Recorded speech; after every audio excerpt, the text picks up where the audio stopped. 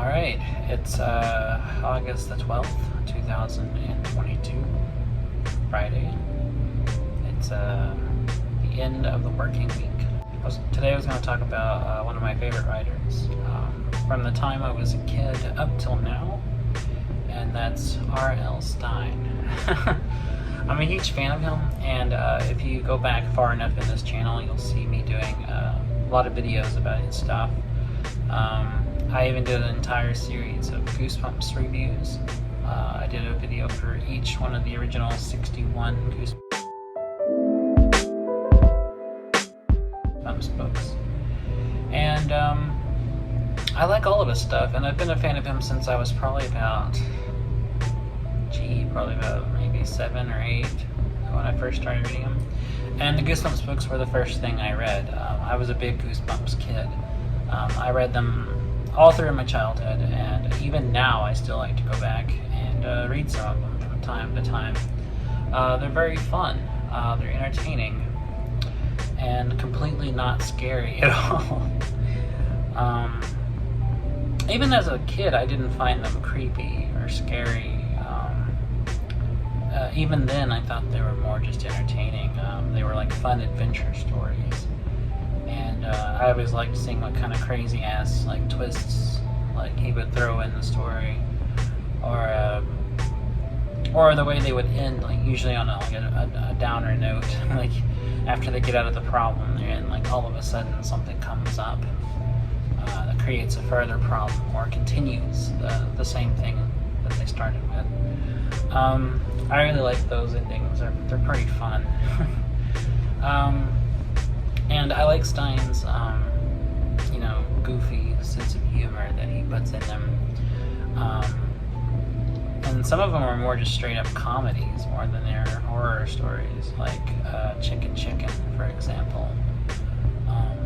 Is more just a comedic, dumb little story that I find absolutely hilarious, even now. More so than it's trying to be scary. But I started off with the Goosebumps books. The first one I ever read was The Curse of the Mummy's Tomb. And the second one I ever read was A Shocker on Shock Street. And I read those when I think the second grade. And I really liked them a lot. I've continued to read them all throughout grade school and in middle school and through high school. And still, even after, I still kept reading them. Even long after I started reading like books for adults or written for adults, I still read them from time to time.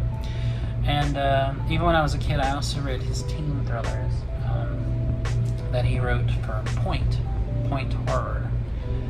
Point Horror was a line of teen thrillers and horror novels published in the 80s through the 90s. And it was published by Scholastic, and it included writers like Carolyn B. Cooney, Diane Ho, R.L. Stine, of course, Christopher Pike, Richie Tankersley, and a few others. But those are the main ones. All of those writers wrote suspense novels for teens, and they were quite popular for a while. And I love tracking down like old vintage copies of these Point thrillers, novels like Richie Tankersley's Richard Tinkerly Cusick. She has a 3-name name. Her novels like The Fun House and The Lifeguard are very fun. Stine's novels, of course, are very fun, like Hall Waiting, The Snowman, The Babysitter, Babysitters 1 through 4. He wrote a whole series. So while editing this video, I just saw that I had the author wrong. Funhouse was written by Diane Ho, not Richie Tankersley Cusick. My bad. Run, Halloween Night, several others. Those are just some of the several teen novels he wrote.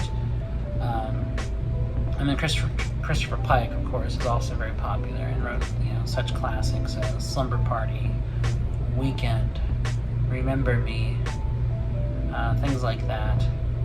And Carolyn B. Cooney wrote a lot of other teen thrillers as well, like Night School was one. And they're just fun, and I like reading them still. There's a lot of nostalgia from that time. I wasn't alive for the 80s, but I grew up in the 90s, and like reading them in that era, like talking about the fashions, and even like occasional references to popular music or something, it's pretty fun seeing pop up. Characters talking about listening to bands or artists that were popular at that time. It just really gives me a huge feeling of nostalgia when I read them, and it's a lot of fun, and they're just fun books.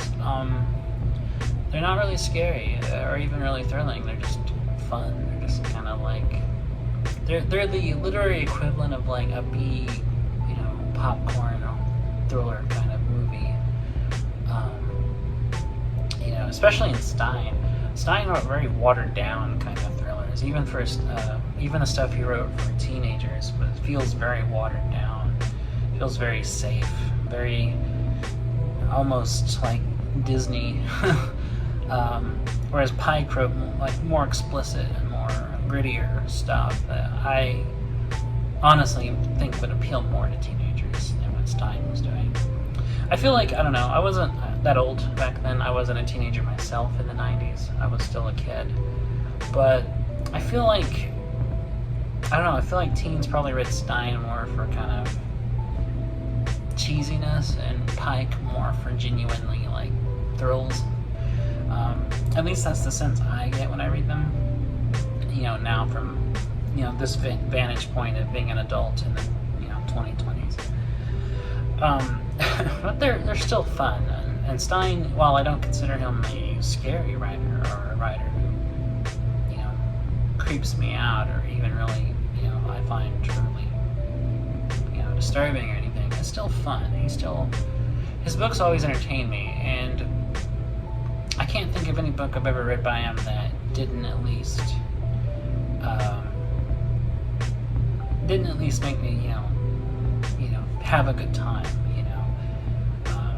Especially in the sense that, sometimes his twists can be pretty corny or pretty just out of nowhere or really stupid even. But that's part of the fun too, is that even when he's bad, he's still good, he's still entertaining. He's written some whoppers that I just find really just dumb, but it's dumb in a fun, like, goofy kind of way that I can still vibe with. But he has on occasion written, I think, some genuinely pretty good thrillers, even if I don't find them scary. Particularly The Snowman, which I think is probably the best like teen thriller he wrote, as well as the original Babysitter. He wrote this book in the 80s, and he wrote a few sequels to it, but the first one I actually think it really holds up as just a good YA thriller. And I think those two are probably the best like teen novels he ever wrote. Those still have some of his touches of kind of goofiness here and there, and they're still pretty tame, especially in comparison to someone like Christopher Pike. But they're still very good. And I honestly, in his best teen thriller was probably his first one, which was called Blind Date, which was the very first thriller novel he ever wrote. It was published in 1986. And I think it genuinely probably is, from an objective writing level, probably his best book. It doesn't feel quite as watered down or kind of silly as the other stuff. You can still get a sense that you can tell it's his first book. He hasn't really settled into the characteristic style he would write for other books. Because everything he's written after that kind of has like a general style. You can tell it's him. It generally involves characters. It typically involves a main protagonist, usually a girl, a sidekick character who's usually comedic, goofy, an attractive boy that the main character girl is dating, who is usually a red herring for making it seem like the boyfriend is the one being creepy when in fact it's just a red herring. And it's pretty formulaic, but it's a formula I like, and just because something is formulaic doesn't mean I'm going to automatically dislike it. There are other books by writers who write in a very formulaic way that I do enjoy. And, and even the stuff for kids is pretty formulaic, but it's still good. It's usually formula that's usually a kid usually either moves to a different town or goes on vacation, encounters some spookiness with his family or his sibling or even friend. They get into hijinks. There's a big twist at the end, and then usually it ends with them being stuck in a situation or the situation continuing with some slight alteration. And that's fine. They're still fun. Some of my favorite Goosebumps books, since I'm talking about him in Goosebumps, are How I Learned to Fly, The Haunted Mask, Attack of the Mutant. Monster Blood is my very favorite. I actually love all 4 of the Monster Blood books. The Night of the Living Dummy books are very good, especially the second and third ones. Let's see. Beware the Snowman is really good. The Barking Ghost. Werewolf Fever Swamp. Curse of Camp Cold Lake is probably the best one. Probably just in terms of actually being pretty creepy. It genuinely gets up to that level of actually being kind of creepy. I Live in Your Basement is pretty weird, just out of fucking nowhere, some weird stuff going on that makes it pretty entertaining. Chicken's pretty great just from the goofiness and the comedy of it, because it is genuinely laugh out loud funny. The first one, Welcome to the House, is up there. It's pretty good. Stay Out of the Basement is also pretty good, which was the second book in the series. And then there's some that are just Shocker on Shock Street is pretty good, and has a pretty unusual. That one actually has a pretty it's a weird and out of nowhere twist, but it's still interesting and fun twist, just how batshit crazy it is. That's a lot of fun, so I put it up there too. Those are some of my favorites, and there's probably a couple of others I'm blanking on. The rest are either just pretty good, or some of them are just kind of bad. I think the worst one in the whole series is probably Deep Trouble 2. I didn't like that one at all. That one wasn't even entertaining. But aside from that, the rest of them are really fun. Oh, also, shout out to Werewolf Skin, because Werewolf Skin, I think, is actually one of the best ones in the series. So those are some of my favorite Goosebumps books, and if you're feeling nostalgic and maybe you grew up with them, with those original ones, and you want to reread them, just for giggles, then I recommend those.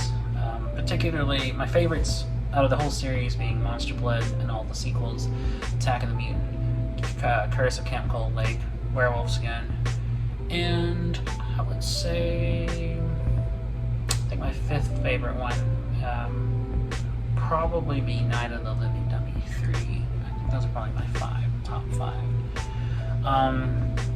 But they're all interesting. They're mostly pretty good. And even the ones that aren't great levels of entertaining are still pretty fun. My Hairiest Adventure is a pretty silly one that I like a lot, about kids turning into dogs.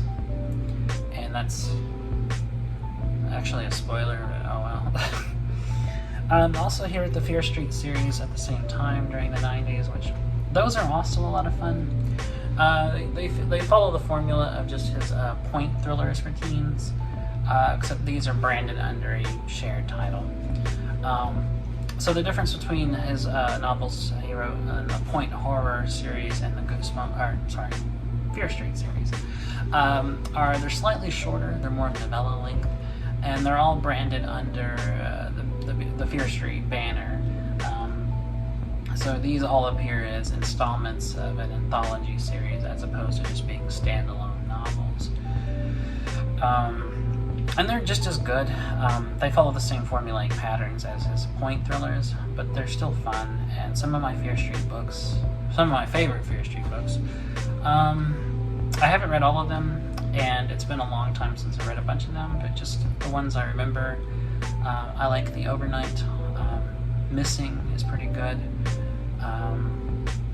The Halloween Party is pretty good, as I recall. And the Super Chillers were good. The Super Chillers were Fear Street books that were just a little longer, and those tended to be pretty good too. Party Summer was one that really stands out for just how wacky it was. So those are fun too. when he wrote like one that just went over a little bit in length, he would they marketed it as a Fear Street super chiller, and this was a series within the series, as well as there was other spin-off series within the Fear Street series, such as the Fear Street Saga, which is a trilogy about a prequel to the series about how the street got its name and the family behind it, and how the street is cursed and why and how. And then there was 99 Fear Street, which was a trilogy within like a spin-off series. There was also a Fear Street line of books for kids called Ghosts of Fear Street.